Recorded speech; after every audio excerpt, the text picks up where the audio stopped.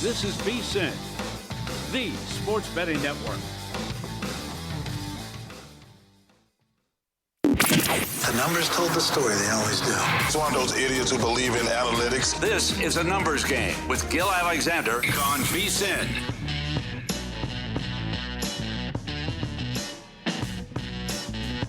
A numbers game here on VSiN. Matt Brown in for Gil, Kelley, Bydlon. And we have the pleasure of being joined right here on the desk by our very own Adam Burke, the jack of all trades. You want to talk baseball, you want to talk football, you want to talk basketball, you want to talk awesome bands and places to go eat around town. You got Adam Burke here on the desk, baby.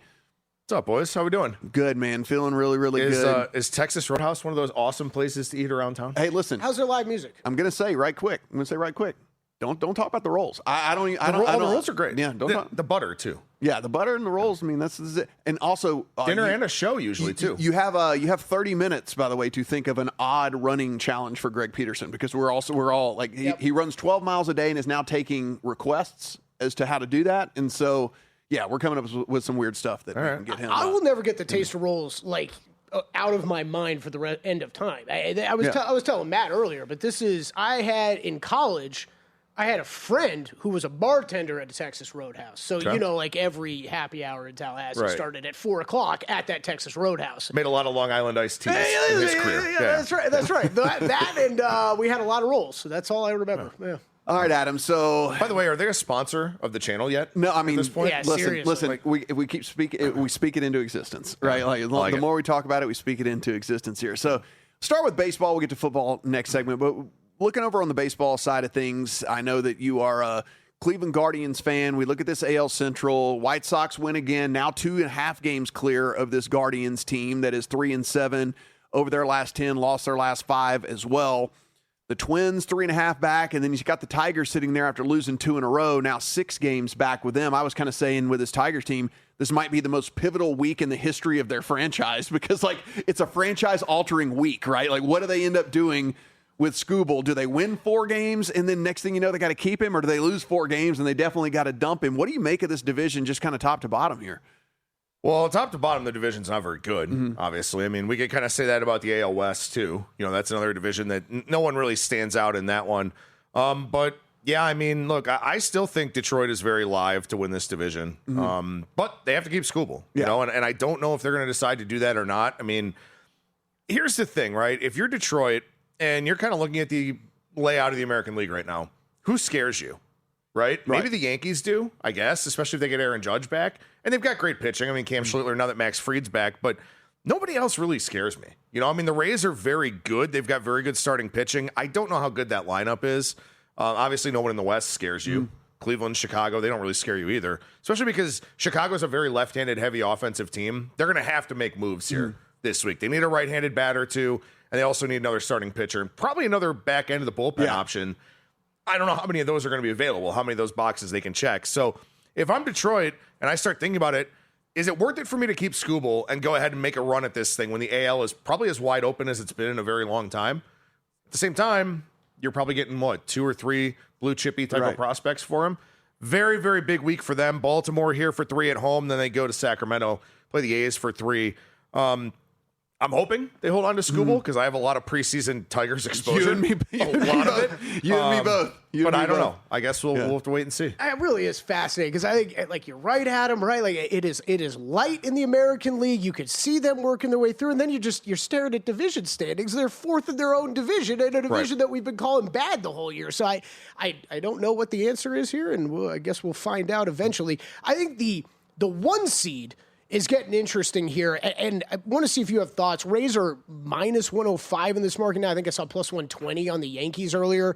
Is that a bet on the Yankees? Do you think this Rays team comes back to the pack at some point in the regular season, or are they more a fade in the playoffs for you?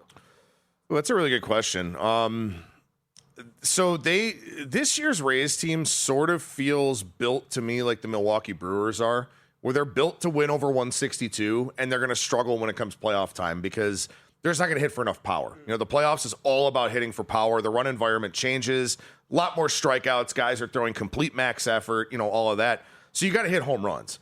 I don't know that the Rays are going to be able to hit home runs in October, but their pitching staff is very, very good. And that's the area where they're looking to be very aggressive here at the trade deadline. They've been linked to the aforementioned Tarek Skubal because they also understand this situation, right? They have a new ownership group too that I think wants to really make a statement and kind of be aggressive here at the trade deadline. But they understand, like, when you're the Rays and your payroll is a third of what the Yankees is or lower, like, now is your chance, right? This is your year to really try to make an impact and go out there and do something. So we'll see how aggressive they are. The thing about a lot of these low payroll teams, they covet their prospects, right? Cleveland's not going to make an impact deal because they're not going to trade anybody who they think can help them down the line for peanuts. It's going to be the same thing with the Rays. So are they going to be willing to give up what it takes to get an impact player? But I mean, Drew Rasmussen's been terrific. Shane McClanahan's, five and fly, but he's very solid night in and night out. Caminero is your big home run hitter come playoff time. If they can find another bat that hits home runs from a platoon standpoint, makes them a lot more dangerous. So I don't know. I'm curious to see what happens here because there's a lot of buyers and like maybe 4 sellers that have things that people actually want.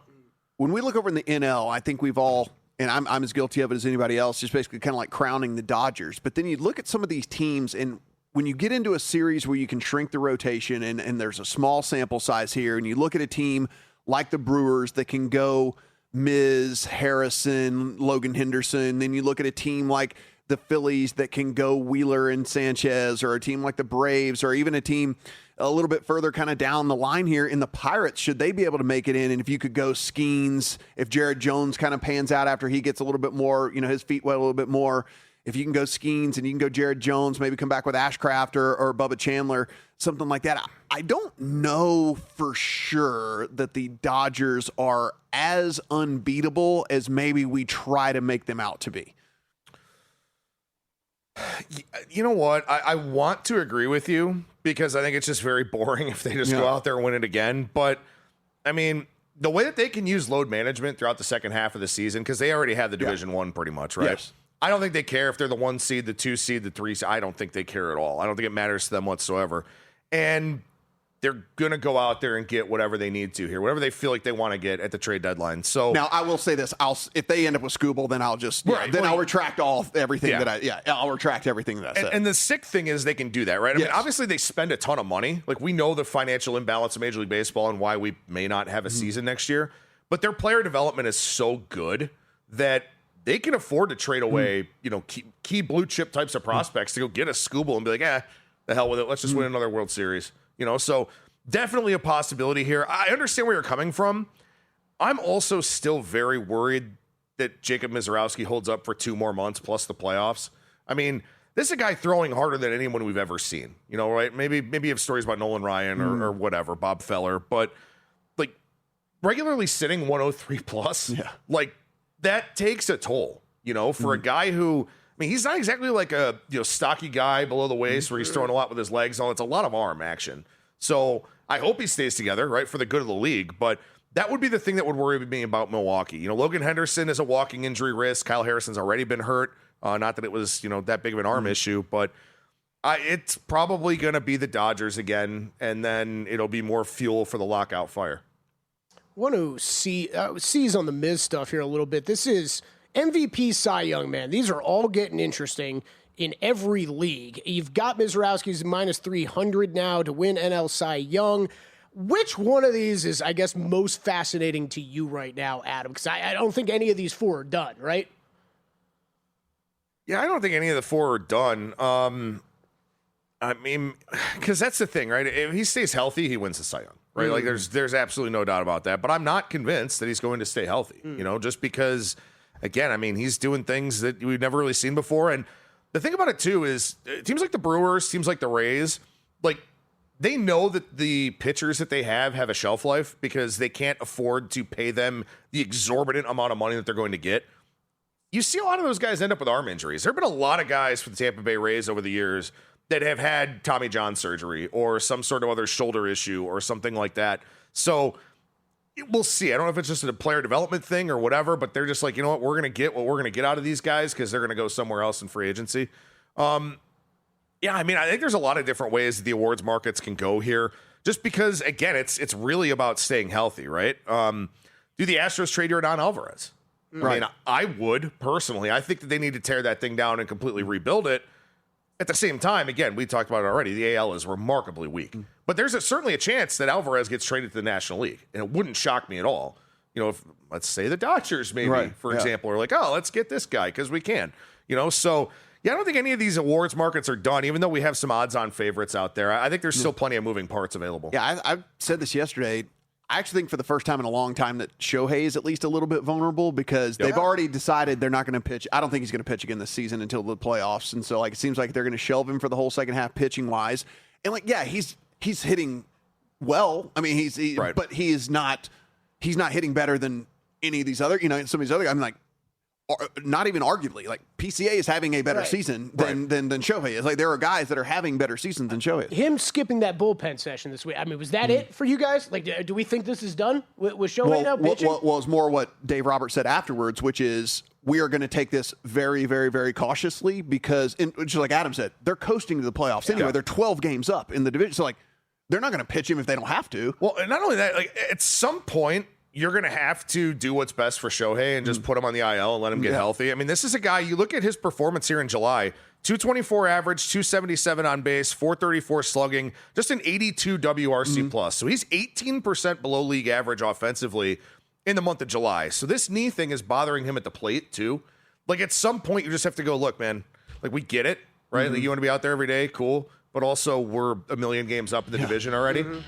Get healthy for when it matters. Yeah. We want to win another World Series. Also, real quick, too, if there is some Shohei fatigue out there, the door is very much open now for the voters to go, well, he didn't pitch as much. Or, well, he wasn't very good, in the summer when he was hurt. So I think that's definitely a possibility. Yeah, as vulnerable as I've ever seen, I definitely think that market is a lot to be said there. Another segment here with Adam Burke. Let's get into some football.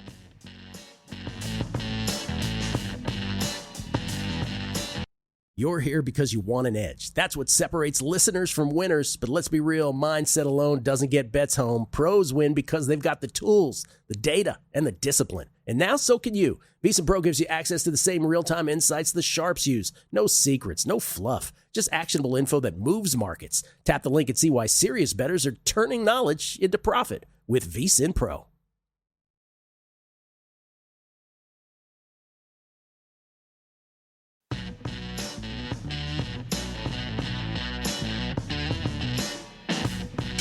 A numbers game on VEASAN, the sports betting network. Rolling along here, Monday edition of A Numbers Game. Matt Brown, Kelley, Bydlon, Adam Burke still on the desk with us here for another one. We were sitting here talking on break, and guys, I think we might have talked ourselves into a couple of long shot bets here over in the National League MVP. Shohei Ohtani currently minus 220, but there are some, really long shot guys that it is not out of the realm of possibility for them to get home. And we were talking about the Miz, and Adam did a little bit of quick research on break. And Adam, you found a very comparable season to what Clayton Kershaw had as MVP and possibly could top the season that Clayton Kershaw had. So I'm not going to say it's impossible for a pitcher to win MVP. Shohei Ohtani is the last pitcher the last 3 times to do it, but also, he's a two-way player and a unicorn. Clayton Kershaw, 2014, 21-3 record. Mizorowski's not going to get to 21 wins, I don't think, but I don't think he has to. 177 ERA for Kershaw, 239 strikeouts, and 198 and a third innings pitched. Mizorowski has 180, 185 in 120 innings. Prior to that, Justin Verlander, 251 innings back in 2011, 250 strikeouts, 24-5. We'll never see a record like that again. Yes, but Mizorowski, if he continues on the pace he's on now, he has comparable enough statistics to Kershaw in 2014, Verlander 2011 to win MVP. And if it's not Ohtani, if Ohtani misses a month or whatever, right? I mean, who's it going to be? Because James Wood is up there at 28-1. If the Nationals don't make the playoffs, he doesn't win MVP. Yep. And it's the same thing with CJ Abrams at 100-1. Mizorowski, if you want to gamble on the health, I think the MVP is the way to do it. Yeah, it's super, super interesting. And again, I know people are going to talk about PCA. The only reason we're skipping over him, remember, PCA had a monster first half last year as well, and then completely collapsed in the second half. So can he keep it up? If he does, sure. If it's not Shohei, it'd probably be him. But we are, look, we're talking about putting in lottery tickets here that could end up monetizing. So could be interesting. Glad to have Adam on the desk here. Reminder, by the way, we do have the NFL betting guide already out over at VEASAN.com. We are coming out with a college football betting guide. We are going to update the NFL betting guide as well. You can get all of that for everything that we do now until the end of the Super Bowl for $175. So go in, VSiN.com/subscribe right now for everything over at VSiN.com. So Adam, real quick on the NFL betting guide side of things, when are we getting the update there on that thing? To be the end of training camp? Is that what we're looking at? Yeah, Monday, August 31st. Okay. So what is that, 5 weeks from today? 4 weeks from today, something like that. So we'll get that out on Monday, August 31st. That's a post-preseason look where are there some significant injuries, right, that we need to think about and account for. And really, I think the biggest thing with the updated NFL guide, the 2.0, the refresh, whatever you want to call it, is that when we put out our first NFL guide in June, we have some futures thoughts and all those kinds of things, but our hosts and our writers and contributors are really dialed in on the NFL by that point. So you're going to get a lot of best bets, in that updated NFL betting guide. So that'll come your way Monday, August 31st. And we're a week away from the college football betting guide, Monday, August 3rd. So very excited to have that one out 7 days. Well, basically 6 days from now. Usually we get them out kind of the night before and have them posted and everything like that. So that one will be ready for you next Monday. Yeah, as Matt often says, the most helpful betting guide out there for myself and I could at least tell you that. And you know what, Adam? I think I was more helpful with the college football betting guide this year than Matt Brown, because I heard he just wrote LSU in for the answer for everything. Yeah, I saw that. I'm going to change my answer. I might leave it like that just for the fun of it. Just like sometimes when Paulie Howard sends in his picks, we just leave them in all caps, just to be on brand with him. But look, I will say this: not only the most important guide, I think, for a lot of our hosts, but also the most important guide for our VSiN Pro subscribers, right? I mean, the college basketball guide is bigger, but certainly not as big of a sport as college football is from a betting standpoint. Sorry, Greg Peterson. This was a really important one because there's so much movement in the transfer portal. I mean, it's ridiculous nowadays how many guys transfer multiple times. Then you got 35 new head coaches this year, a couple guys with the interim tag stripped off, a lot of new coordinators, teams in different conferences. I mean, Sacramento State is playing in the MAC. Northern Illinois is playing in the Mountain West. Like things that make no sense whatsoever, but they're happening this season. Yeah. Texas State in the Pac-12. All of these things are really important to know as you head into the season. And also, there's a lot more uncertainty, right? I mean, the NFL market, everybody knows all the players. Everybody knows all the teams. The sports books have a good idea from all their futures exposure in the summer, stuff like that. College football is a much higher variance environment early on. So if you can have some edges and some advantages, personally for me, especially in the group of 6 conferences, I think you can make a lot of good money early on in the college football season, and this guide will set you up for the possibility to do that. Very interested in a lot of people's Heisman opinions as well. If we look at the top of the board, it's going to be the names that you've heard that might go at the top of the NFL draft, your C.J. Carrs and Arch Mannings and Dante Moores and stuff. That being said, we see this with the Heisman Trophy more times than you want to even think about, which is guys kind of coming out of nowhere and playing themselves into position here. And there are a lot of different guys, and I'm not a talent evaluator, but I do listen to these dudes that are talking about guys that could play their way into the discussion to potentially be a top 5 pick, maybe even be a number 1 overall pick. Remember, Fernando Mendoza came out of nowhere. Joe Burrow came out of nowhere. Like, these are dudes that were like day 2, day 3 picks that played their way into the top of the draft and certainly into the Heisman Trophy discussion. So you start to look a little bit further down the board, and I will be interested to see what people think of your Sam Levitts and your Jaden Mayavas, and then your crazier longer shot guys than even that, Mestamaker and all these guys that could honestly play their way into a discussion of being a top 10 pick in the NFL draft, and with that also get yourself into the Heisman discussion. Yeah, and so Zachary Cohen is the one who did our Heisman article for the College Football Betting Guide. It is done. Obviously, we just need to get it in the guide. But a couple of interesting notes from him here. One of them being that the preseason favorite hasn't won the Heisman since 2014. So that adds a lot of credence to what you were saying, right? And this year, you look at it, and I mean, if Notre Dame doesn't go 12-0 in the regular season, it's a disappointment. Yeah. I mean, their schedule is bad. I have them an 8.5-point favorite over everybody this season, or at least higher than that, which includes the game against Miami. So, yeah, C.J. Carr makes sense, right? I mean, you go 12-0, you're the quarterback of a 12-0 team. Like, it's hard for people not to vote for you. But, again, the favorite usually doesn't win this thing. Like you said, it's somebody who kind of comes out of nowhere. The Atlanta quarterback or the Alabama quarterback battle is a really big one, right? If Keelan Russell ends up getting it, there's probably good value on him at 28-1. Austin Mack is 65-1 if he ends up playing a lot.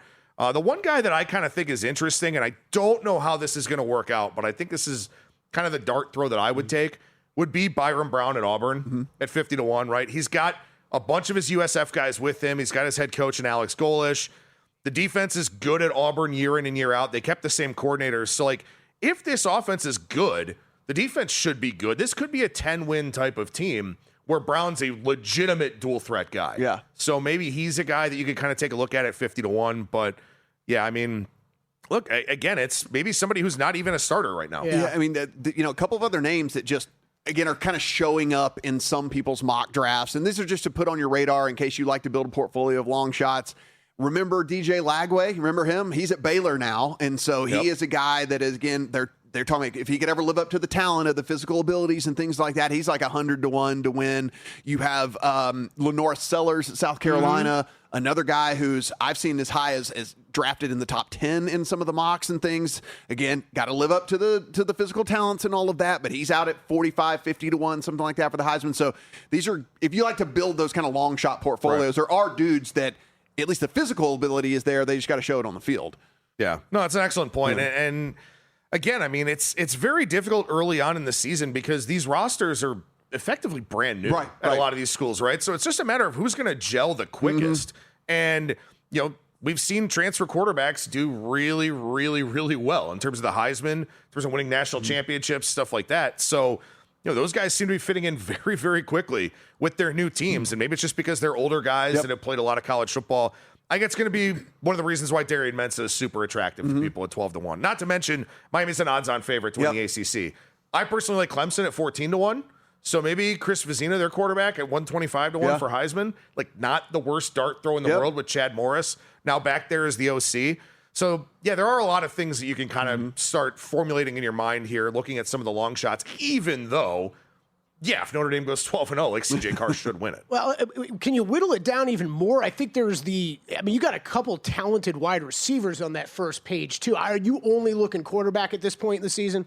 Yeah, I would think so. Okay. Yeah, I mean, this is kind of the NFL MVP where it's basically a quarterback or bust. Especially considering the crop that we have this year as well. It's just I just don't know. I don't know how one of these dudes doesn't just light it up so incredible. And I think another guy who's going to get a lot of love here, and throwing another shout out to Zach, who wrote the Big 12 up for our college football betting guide.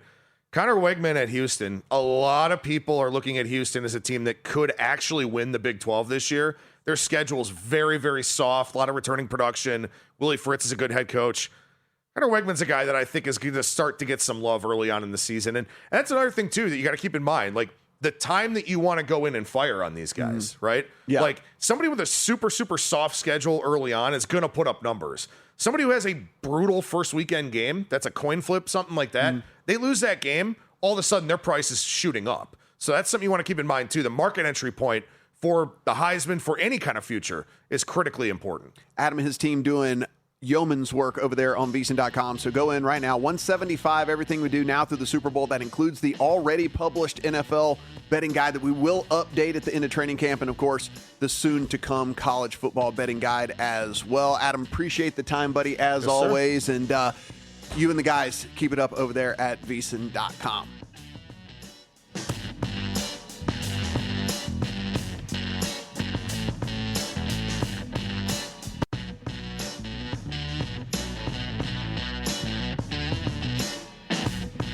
A numbers game on VSiN, the sports betting network. Monday, a numbers game. Matt Brown in for Gill. Kelley Bydlon on the desk. A guy we were just talking about, Daniel Jones, sitting here chopping it up with McAfee. He's probably saying, I've never felt better. You know what they say. He looks great, man. They never feel bad. They never look bad. He's in the best shape of his life. I'm coming back. I'm 110%. Like everybody, always. I always like you've brought this up before. The best example really is fight camps. Yeah.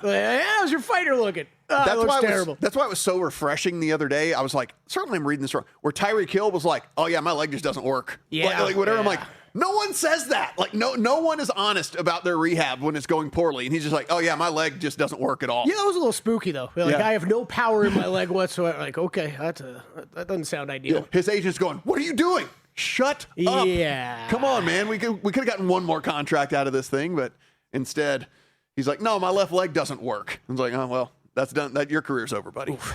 That's all there is. Now joining us on the guest line, kind enough as he's taking a little respite there, Tom Byrne. You can find him over on Mad Dog Sports Radio at @1TomByrne on the Twitter machine. Tom, appreciate the time, man. Yeah, no worries, guys. Little beach time, but it's hot. I'm also, betting some tennis. I got to make sure that Tabilo. You want to do the names for me, Kelley? I know you're great at that. Cabilo, right? I could see that one in front of my eyes. Yeah, I love it. Yeah. Well, Tom, we're gonna obviously start here with LeBron and the 76ers thing, and I guess first off, when you were kind of handicapping where you thought LeBron was going to end up, where did the Sixers kind of fall on the pecking order for you? Not at the top. I had Cleveland for months. I do wonder if they had not moved Darius Garland, who's a clutch character. I mean, the bottom line is I don't know that he wants to play with James Harden. And we could all say what we want about Harden. He's a top 50, at worst, 75 player in history of the sport, not even debatable. LeBron doesn't want it out there that he doesn't want to play with him. But I got to wonder if that's one of the reasons he's not in Cleveland. Miami was always a clunky fit. You're not winning anything there. But the one thing I appreciate about this decision, and I was shocked to answer your question, is he is inviting all the pressure because he has built up zero equity in Philadelphia. Okay, he loses in Miami, no big deal. He brought them 2 chips. You lose even in Cleveland. He delivered the first for that town in 51 years, the homegrown son coming back. He hasn't built up anything in Philly. Philly's had plenty of superstars. The Sixers have had 5 of the top 25 players in the history of the sport. So he actually has to do a little something in Philadelphia he would not have to do in theory in Cleveland or Miami. So it works both ways. A lot of people are saying he's chasing another ring. Absolutely. But at the same time, he is inviting more pressure in doing so. Yeah, Tom, this is, I think Philadelphia has made this more fascinating for me to continue to talk about than I thought it was going to be wherever LeBron decided on where he'd go.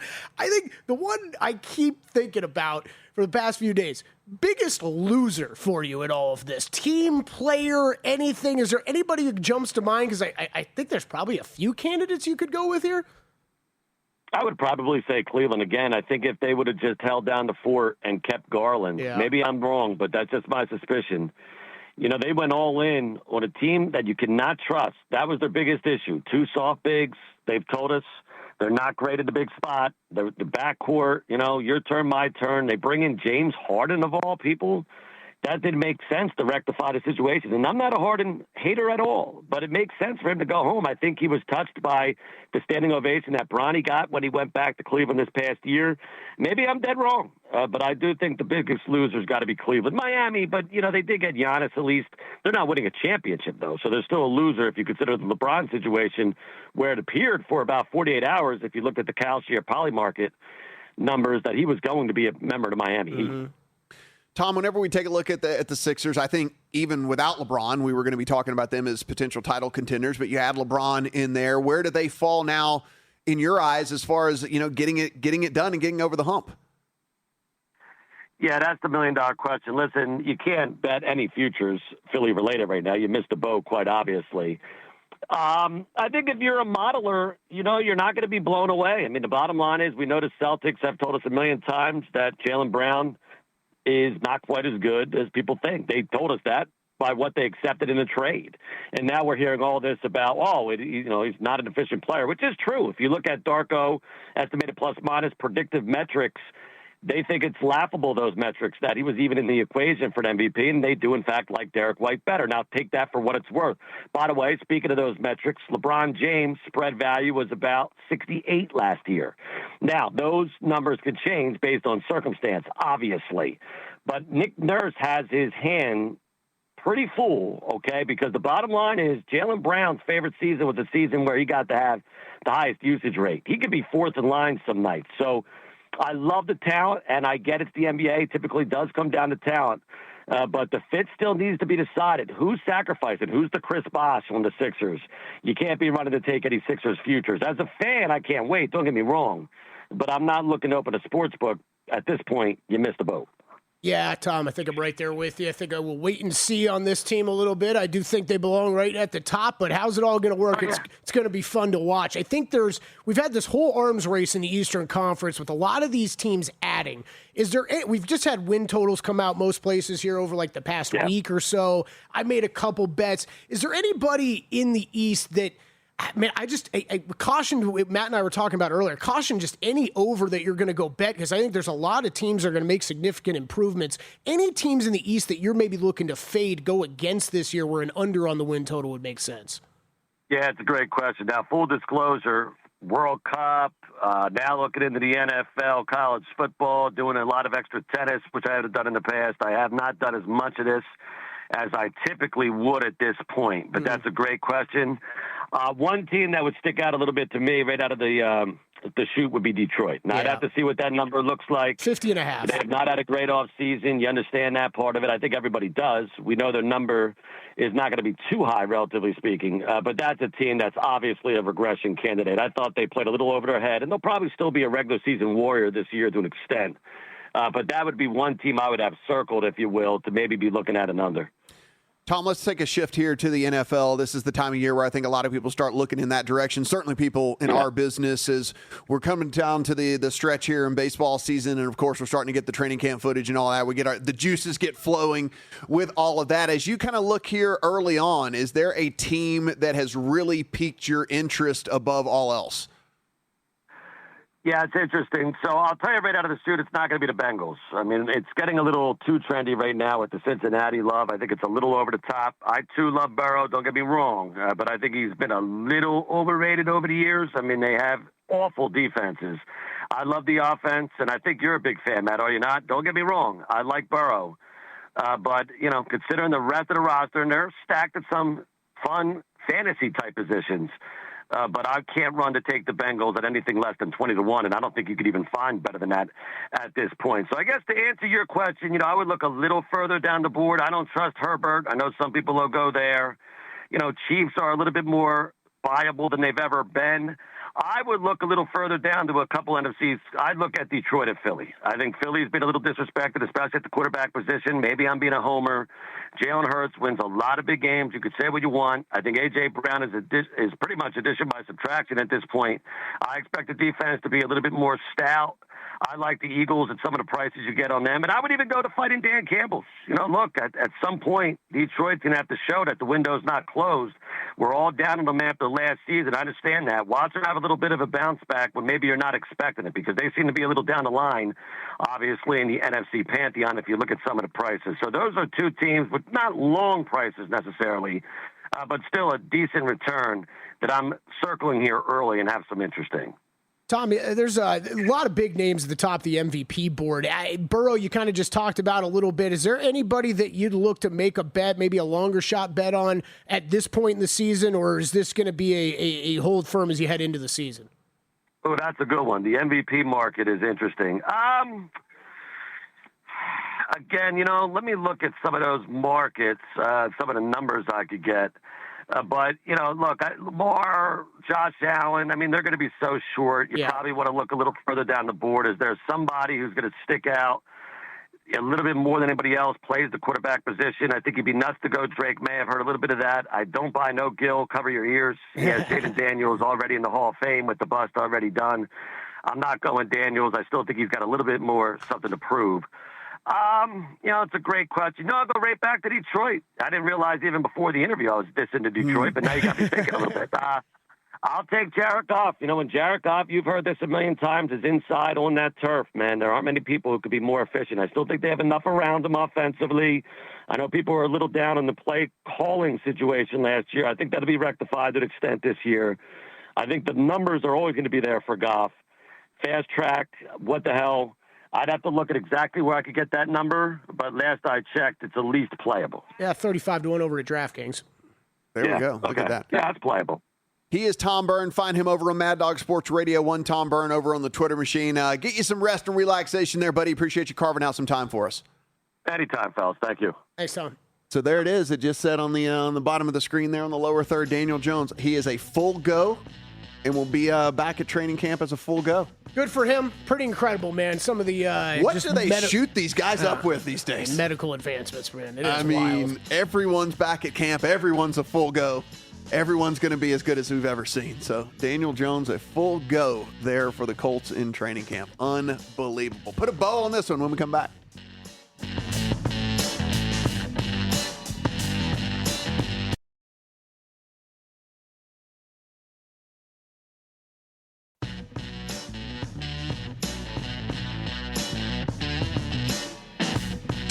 A numbers game on VSiN, the Sports Betting Network.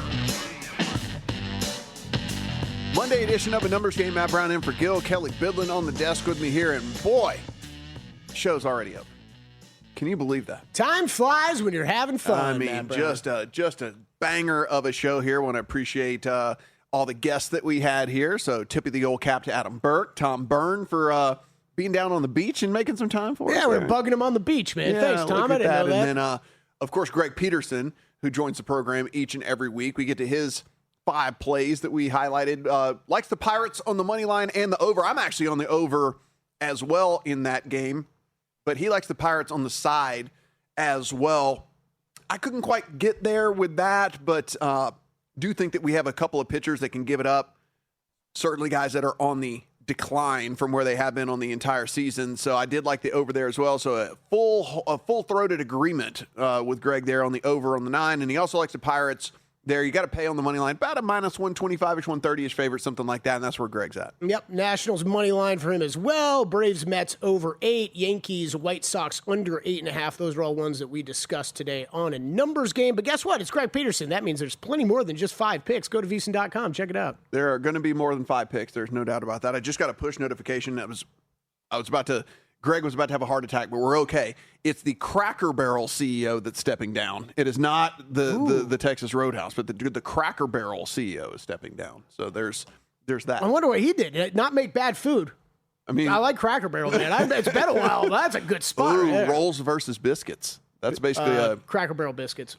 Yeah. Wow. Look at that. That's biscuits and gravy, man. That's big time. So like I said, I'm on the over in the it's Pirates, but it's okay. In that one, over the 8.5 there. In that one, the Orioles and Tigers first 5 under of 4.5. That one's going to cost you a little bit, kind of like 117, 118, something like that. But again, these are two pitchers that are actually on heaters right now, and the teams can't hit. So that's kind of a great combination that we want for an under there. Keter Montero, Kyle Bradish, looking really good there, so I do like that. And then I'm also playing the Red Sox. It's a Game 7 again. Remember, It's a Game 7, so unders in Game 7s. I'm also playing the Red Sox run line here against the A's. This A's team is absolutely falling apart. They are, over their last 30 games, they've only won a handful of them. And then on top of that, your star player, the one guy that has been the kind of the linchpin for the team, is now on the sidelines, likely for the entire season, in Shea Langoliers. So I believe that this team, and Peyton Tolley, by the way, if you haven't really kind of paid attention to what he's been doing, guy's been dealing. And you kind of look at his last 3 starts, we're talking like a sub-2 expected ERA out of Peyton Tolley. We're talking about a 35% K rate. And he's one of these weird dudes that has the reverse splits. And so he actually is worse against lefties than he is against righties, even though he's left-handed. You look at this lineup and there's nobody. I mean, Kurtz is back, but Kurtz was really struggling even before he went on the IL for this A's team. So there's nobody you really fear on the left side anyway with the A's. So I'll go ahead and just lay him on the run line because it's like 166, 168, 170, something like that. I don't like to pay that. I just think they can get it done here by 2 runs. So it did take the money, the run line there for the Red Sox in that late game against the A's. Are you? Do you play more money lines than run lines in baseball? I know it's a more loaded question than not. But usually, and honestly, I'll look for. I asked that only because I feel like I don't see Matt play that many run lines, but could be wrong. There's kind of got to be a kind of a formula there. Like I said, I only play run lines on road teams. Also, I like it in what I consider to be higher scoring environments too, because I need to win by 2 runs. Right. So I want it to be against a pitcher that I do believe. Like, I'm never going to take a run line, even if I like a road team, in a game where it's 2 good pitchers going at each other, because there's just too much variance with all that. So I kind of like what I feel to be a good scoring environment, which it should be over in Sacramento. By the way, this is Boston in Sacramento against a guy in Jack Perkins that has been giving it up left and right. So that's kind of like the formula there for whenever I get to one of those. I like that. I remember, back when I was betting way more baseball, it was always the take the run line. We would have some of those great pitchers, and those totals would be 6.5, and be like 1.5 is worth so much in that situation. Okay, NBA win totals for me went over 3 of these last week. Tom brought it up. Pistons under 50.5. That was one of the first ones that I made. Jazz over 35.5 wins. That's going to be a popular one here. I think circa opened at 39, and I think it got bet down to 38, actually. So that's going to be a fun one to watch here throughout the summer. Rockets over 47.5. And then the one I added this weekend, Matt, Bulls, I missed the best of it. This opened like 24.5. I still don't think it's high enough. 28.5. I said it earlier. I think you got to be careful with any of these teams that you're talking yourselves into overs on in the Eastern Conference, and especially if you're looking at the bottom of the East like I am. But, man, this Bulls team, I think there's some talent that's being slept on here a bit. You got Modest Bazelis, who's really going to continue to be a point of development for this team. Josh Giddey, who I don't trust at all in the playoffs. And if you're the Oklahoma City Thunder, you get him out of town. He's not going to help your team, but for a Bulls team that just needs scoring and someone to get everything into motion, I think Giddey works well for. We've seen him there the past couple of years fit in that role. They add Norman Powell. Well, I guess we'll see if he's there for the entirety of the season. But then Caleb Wilson coming in too, who I think everybody's a little bit excited about as a rookie this year. Man, I think this is a really good starting lineup. I think there's some questions on the bench, but the starting lineup is not really matching 28 wins for me. So I went over 28.5 this weekend. 4 NBA win totals for me, all those up at vsin.com. One more that we talked about here on the show. This isn't one that I made today, as is previously made, but while we continue the discussion, I did bet the Broncos in the AFC West. I like the body of that. I honestly, like top to bottom, I like the body of that roster. Yeah. Better than I like any other team in there. Listen, you can put the Raiders to the side. They're not in contention here. So it's a one of three. And I understand that Patrick Mahomes is superhuman. You still got to look around and when I say talent that he's dealing with, it's more like lack of talent that he's dealing with, that he still has to. I mean, I know Kelsey's coming back and this might be the farewell tour and all the things like that. But Kelley, you just look around and it's like there's no true, real number one there. I mean, Worthy is not a true, real number one. Rice is not a true, real number one. Thornton isn't either. Yeah, you bring in Ken Walker, and I think that's a great addition. Certainly better than what they've been dealing with for the last few years. But Kelsey showed lots of signs of aging last year. He has fallen not completely off the cliff, but one leg is hanging off. And I just wonder if this might be where not so much a sad season for Kelsey, where we look and we just go, oh man, look at him just dad running out there. Yeah. Like, you've seen the tight ends that get a little bit later in the career and they just dad run. It just looks like the dad that's out there playing it's just the Jason Witten jog. Yes. That one's always going to Zach Ertz. There you go. If close your eyes, picture Jason Witten. That's a dad runner, right? That's what a dad runner is. And so yeah, Kelsey kind of getting to that point as well. And then I said I could be wrong about the Chargers. I need to see it with my eyes first. Yeah. And since I have not seen it manifest, and I have seen it with this Broncos team, Broncos the pick for me, especially being the third shot in the division, in which I actually have them probably the most talented in the division. Yeah, I lean that way. Not a bet for me. Maybe it will be before the season, but I don't think so. I think I'm going to wait on that. Any other AFC West related bets that you've thought of? And the one that I'm kind of bringing up, because I actually don't have anything with that division. But Rookie of the Year, where do you land with Mendoza versus kind of the rest of the guys at the top of the board? So this is the only year in Rookie of the Year that I'm actually looking at running backs or even wide receivers and stuff like that. Because like I said, I don't think Mendoza is going to play enough to get it. So there's value on the board now. Yeah, like I think that Jadarian Price is fairly interesting because so the update actually came out yesterday that it was a very rah-rah, hey, we love Zach Charbonnet. He's putting in the hard work and everything's great. And, we can't, blah, blah, blah. No timetable for his return. That was like the end of that, right? And so that typically means pretty far down the list there for him. That's the one that jumped out to me, too. I like Mendoza could be great. I just think we laid it out earlier, right? Like, I don't think there's a rush to get him in there. I don't think he plays until like week 12, 13. I mean, if you're looking to bet him, I definitely am not looking at betting him right now. That's for sure. If you're watching us on the screen right now and you want to see more of us, because Kelley Bydlon also in the quest for $18.7 million. Let's go. We have some fun stuff going on over there in this documentary. Episode 1 is out now over on the VSiN YouTube channel. New episodes every single Wednesday. You can not only find it on the YouTube channel, but if you want to watch it live on the big screen or something, we're on Nessun, we're on MSG, we're on Game Plus up in Canada, some other networks to follow. So Catch that all over there, but it's fun kind of tracking not only the quest for $18.7 million, but the initial season of Grandissimo, the 69 entries that made the $6.9 million prize pool in the 100K buy-in contest. Are we hopping in this year or what? Are we just what did we decide? I think I need Ben Coles to win another tournament What did we decide? We're gonna not do that. How many entries for you in Survivor this year? I think I'll stick with my 3. Okay. Yeah, been going 3, kind of 3 different paths. I think that's where I'll be going. I think you got to bump it up to 4. To 4? Okay. Yeah, I think you got to bump it up to 4. I think. Well, do that. Well, if you hated this, don't tune in tomorrow. I'll be back. But here until Thursday with Kelley, Bydlon, an absolute blast. Thanks everybody behind the glass, and of course all of the guests that joined us as well. Good luck on all your bets.